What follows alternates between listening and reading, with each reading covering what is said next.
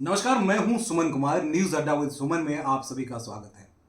नीतीश कुमार जब विधानसभा में बयान दे रहे थे, शायद ये सोच नहीं रहे थे कि हम कह रहे हैं। इस वक्त बीजेपी के वरिष्ठ नेता, राज्यसभा सदस्य हरनाथ सिंह यादव, वरिष्ठ नेता के साथ साथ जब इन्होंने टिप्पणी की उसको, क्योंकि अब तो टिप्पणियों की एक लंबी फेहरिस्त चलनी शुरू हुई। सर, इतने सालों का तजुर्बा, कभी इस तरह का बयान किसी मुख्यमंत्री को अपने सदन में सुना था क्या? देखिए, आज़ादी के बाद से लेकर के जी। विधानसभाओं के अंदर, संसद के अंदर इतना घटिया, घिनौना, गिरा हुआ ऐसा बयान आज तक किसी ने नहीं देखा।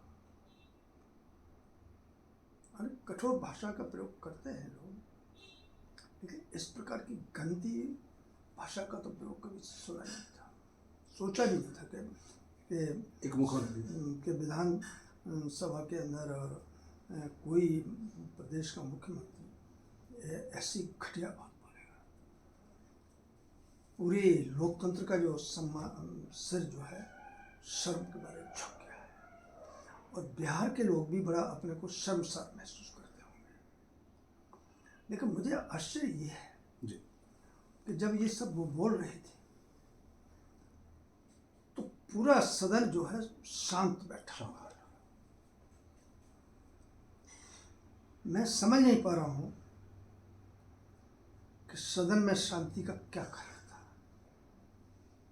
क्यों उनकी जिह्वा को लकवा मार गया, जो जरा जरा इस बात पर आसमान को सर पर उठा लेते हैं जी। क्यों किसी महिला विधायक ने आकर के नीतीश कुमार के मुंह को क्यों नहीं नोचा, उनके बालों को क्यों नहीं खींचा? अच्छा, अब उन्होंने माफी का क्या मतलब है? उन्होंने एक संज्ञेय अपराध किया है, सदन की गरिमा है उसको नीचा किया है, संपूर्ण सोसाइटी की गरिमा को तार किया है।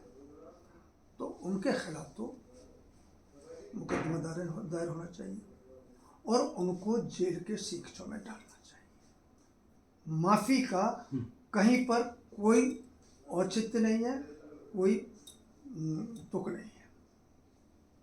आपने जेल की बात कही, निश्चित तौर से उन्होंने जितना बड़ा अपराध किया है, जिन्होंने समाज की प्रतिष्ठा को धूल से दूषित किया है जिस तरीके से, तो जरा चीज के लिए सुप्रीम कोर्ट संज्ञान लेते हैं, हाई कोर्ट संज्ञान लेते हैं। तो मैं आश्चर्यचकित हूँ, सुप्रीम कोर्ट हाई कोर्ट संज्ञान क्यों ले रहा है?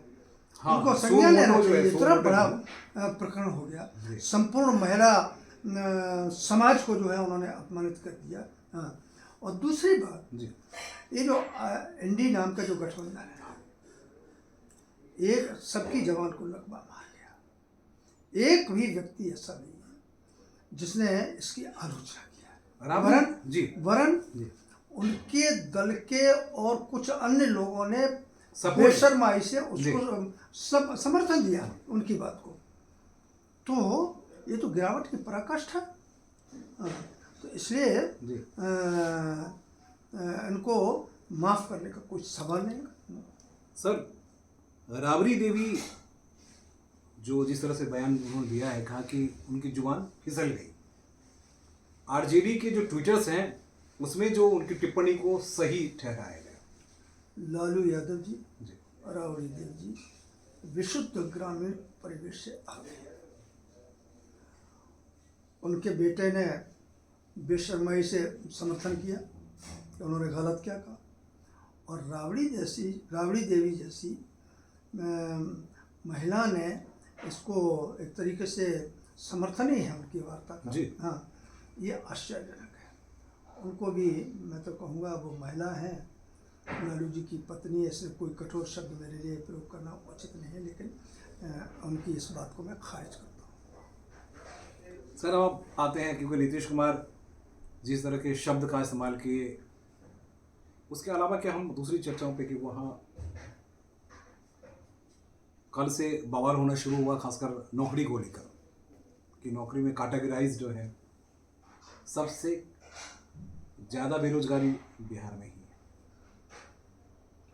देखिए, ये तो बिल्कुल पूरी तरीके से तथ्य की बात है, तथ्यात्मक है जी कि मैं समझता हूँ कि भारत के अंदर सबसे ज़्यादा गरीबी यदि कहीं है, अशिक्षा है, कुपोषण है, तो बिहार के अंदर है। बिहार के लोग दूसरे प्रदेशों में जाकर के जो रोजगार ढूंढते हैं जी जी, पढ़े लिखे लोग जो है वो तो समझ में आता है, पूरे हिंदुस्तान में कहीं जा सकते, लेकिन मजदूरी करने के लिए बिहार के लोग गांव पर आपको दिखाई देंगे। हमारे उत्तर प्रदेश के अंदर भट्टों पे काम कर रहे हैं, श्रमिक के रूप में, अन्य बहुत से काम कर रहे हैं, खेती में काम कर रहे हैं, खेती में काम कर रहे हैं। तो वहाँ की जो स्थिति है उसके लिए तो बिहार के जो भी लोग सत्ता में रहे, कांग्रेस के लोग सत्ता में रहे, लालू जी हैं, नीतीश कुमार जी हैं, हाँ, ये इसके लिए पूरी तरीके से जिम्मेदार है। दूसरे के ऊपर दोषारोपण कैसे कर सकते हो?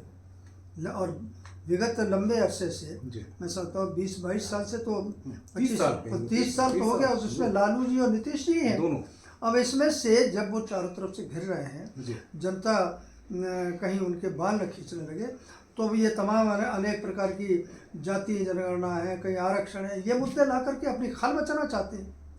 अरे यदि गरीब के प्रति आपके अंदर दर्द है तो लालू यादव को, नीतीश कुमार जी को मुख्यमंत्री पद से, मुख्यमंत्री पद की जो लालसा उनके अंदर है उससे हट जाना चाहिए और किसी गरीब के वंचित समाज के बेटे को जो है मुख्यमंत्री पद के ऊपर बैठाना चाहिए।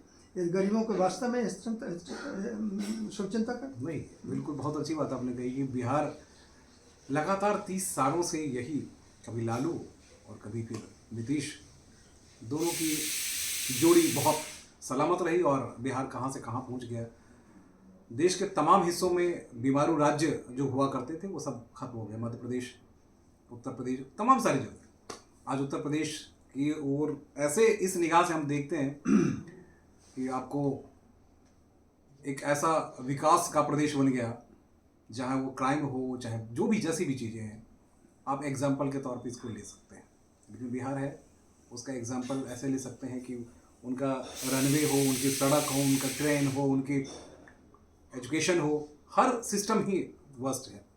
सब उत्तर प्रदेश में आते हैं, कुछ शहरों को लेकर नाम परिवर्तन की चर्चाएं जो है काफ़ी आगे बढ़ रही है। कुछ शहर क्यों कर रहे हैं, हरिगढ़ का नाम लीजिए, हरिगढ़ को कर रहे हैं जी। बहुत पहले, क्योंकि शुरुआत आपने बहुत पहले की थी कि ऐसा होना चाहिए। देखिए, वास्तव में जिसे आज अलीगढ़ बोलते हैं उसका यथार्थ में नाम ही हरिगढ़ है। पुरानी जो हमारे रिकॉर्ड्स हैं उनमें भी हरिगढ़ ही है, हरिगढ़ ही है, हरिगढ़ ही है। जो वहाँ की जो साहित्य है उसमें हरिगढ़ ही नाम है। हम राष्ट्रीय स्वयंसेवक संघ के लोग, बहुत से लोग उसका नाम हरिगढ़ ही बोलते हैं और लिखते हैं। हम पत्र व्यवहार में भी हरिगढ़ ही लिखते हैं, बहुत से लोग हमारे संघ के कार्यकर्ता। और ये तो विदेशी आक्रांताओं ने जिस तरीके से पूरे देश के अंदर हमारी पहचान को मिटाने के लिए, हमारी संस्कृति को क्षत विक्षत करने के लिए जो प्रयास किए, उसमें से ये अलीगढ़ नाम रखा गया, जैसे बहुत से अनेक शहरों का है। तो मैं तो ये चाहूँगा, और मैं वहाँ के दिल्ली नगर निगम के को बधाई देना चाहता हूँ, अलीगढ़ नगर निगम के को बधाई देना चाहता हूँ। उन्होंने सर्वसम्मति से एक प्रस्ताव पास किया, और चाहे पक्ष में बैठे थे चाहे विपक्ष में बैठे थे, सब एक साथ, सबने एक स्वर से, और ये, और आपको बता दें उसमें हिंदू और मुसलमान सभी, यही मैं कहता हूं, मुस्लिम सभासद भी हैं, हाँ, सबने एक स्वर से, ये सर्वसम्मति से हरिगढ़ नाम प्रस्तावित किया। मैं आदरणीय प्रदेश के मुख्यमंत्री सम्माननीय योगी आदित्यनाथ जी से अपील करता हूँ कि इस पुण्य के काम को शीघ्र पूरा कर देने, और तो जनता जो है बड़ी खुशी मनाए। सर, एक और सवाल कि वहाँ हिंदू मुसलमान दोनों नेता एक साथ आ गए उस शहर के नाम बदलने को लेकर, देखिए, विगत 75 वर्षों में जी कांग्रेस ने, समाजवादी पार्टी ने, अन्य जितने भी एनडीए के घटक हैं, जी इन्होंने हिंदू और मुसलमानों को में दूरियां बढ़ाने का बराबर सुनियोजित तरीके से अपने राजनीतिक स्वार्थों को पूर्ति करने के लिए इन्होंने दूरियां बढ़ाई, नफरत के बीज पैदा किए। आज उसी का परिणाम हम देख रहे हैं। लेकिन आज उत्तर प्रदेश के अंदर योगी जी का राज है, कानून का राज है, भेदभाव का राज नहीं है, एक दूसरे को नीचा दिखाने का राज नहीं है, सबको सम्मान दिलाने का राज है। तो देश बदल रहा है, उसी कारण से उत्तर प्रदेश बदल रहा है, और उत्तर प्रदेश के अंदर हरिगढ़ है, उसका भी मानस बदल रहा है। ये इसका सबसे बड़ा प्रमाण है। इसीलिए मैं हरिगढ़ नाम पर सर्वसम्मति से ये प्रस्ताव पास हुआ। बहुत बहुत शुक्रिया सर। नीतीश कुमार जेल जाएं या न जाएं, लेकिन उन्होंने एक ऐसे शब्द, एक ऐसे सेंटेंस का इस्तेमाल किया जो कहीं कहीं हर उन व्यक्ति जो राजनीति में हैं उनको सोचने पर विवश किया कि आखिर ये किस दशा में आ गए हैं। बिहार ही नहीं बल्कि पूरे देश की उन महिलाओं से पूछे जो भी सुनती हैं, एक बार सोचती हैं कि आखिर ये क्या हो गया उनका। तो पहले कहा करते थे लोग कि उनके मानसिक संतुलन जो है वो ठीक नहीं है। सर, एक सवाल ये रहेगा, क्या उनके वाकई मानसिक संतुलन गड़बड़ हो गया? नहीं, ये मैं बिल्कुल नहीं मानता हूँ। नहीं मानता।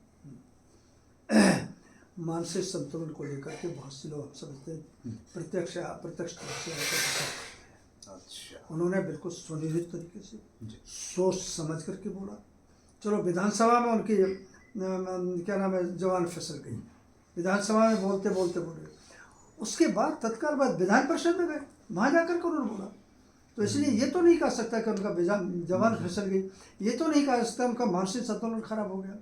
हाँ, लेकिन इसमें कोई नुकसान नहीं है अगर रांची के मानसिक स्वास्थ्य केंद्र पर जा करके उनका इलाज हो, तो इसमें भी कोई आपत्ति की बात नहीं। बहुत बहुत धन्यवाद।